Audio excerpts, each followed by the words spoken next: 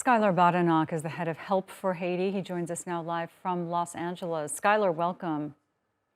Yeah, thank you so much for having me today. When you look at the situation there and these various influences conspiring to make life even more miserable, what do you see?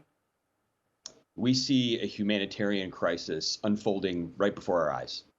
We see people struggling to access basic human needs, food, water, even things like healthcare and medication that people need to survive are becoming increasingly scarce.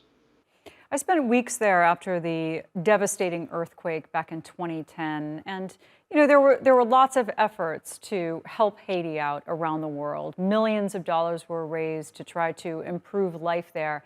In your view, have things improved really at all? That was more than 10 years ago, and it seems like it's just catastrophe after catastrophe. We see that as one narrative to Haiti's story for sure. We know that the challenges exist. I personally was on the ground when the earthquake happened in 2010. I flew down there the day before, became a first responder. I saw that happen and unfold.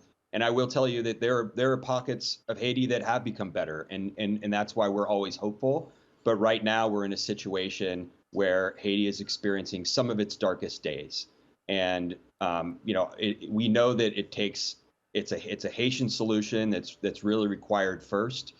That's why our organization has always been focused on investing in leaders on the ground. We have 150 staff right now who are working on the ground, all Haitian doctors, nurses, educators. They're working to build up and lift up and improve their communities. So I don't think it's necessarily fair to say nothing is improved, but it's certainly, again, once again, we find Haiti in a very difficult situation.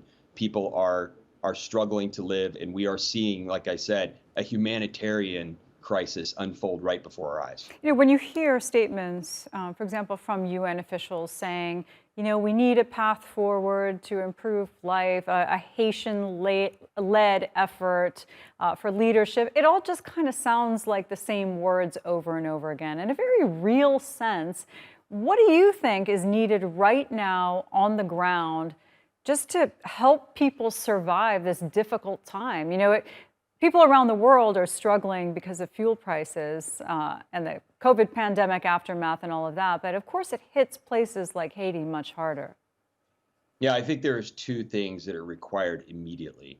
The first is security.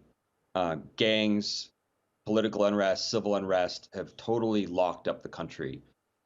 For example, our team in Haiti, have not really been able to move about their city for weeks now. They haven't been able to go out and find food or water for their families. We haven't been able to operate our infirmary.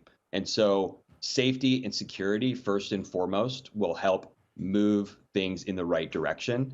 Secondly, as was stated earlier in your show, the fuel crisis is a huge issue because the country relies so heavily on fuel. And so the supplies of fuel need to make it all throughout the country into the cities safely so that people can access fuel. Even though those prices are increased, people will still be buying them at a much lower price than on the black market, which really is people are selling fuel at an extortionary rate on the black market.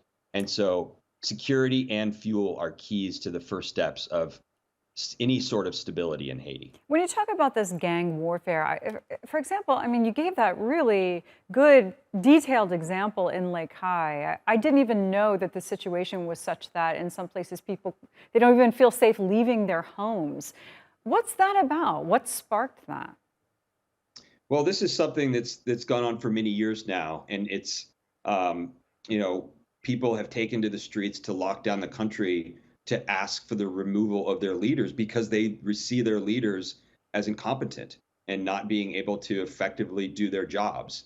And so they want change, and they've taken to the streets to lock down the country and asked for their president, their prime minister to leave. And so that's what's been happening for almost now the last month in Haiti, is that not just in Port-au-Prince, but in the provinces and outlying cities, they've been in total lockdown. And that has disrupted everything from schools to hospitals to, just people trying to go out and find basic human needs. And you can even take the examples of street vendors. You see this footage right here that you're showing.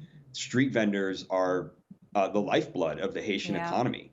These are people who are out there day to day making a living. And if you can't do that for 2 weeks, you can just imagine the type of hardship you're going through. Absolutely. Skyler Badenoch, such a pleasure to talk to you, and thanks for the work that you do. Thank you so much for having us on and for telling the story of Hope for Haiti.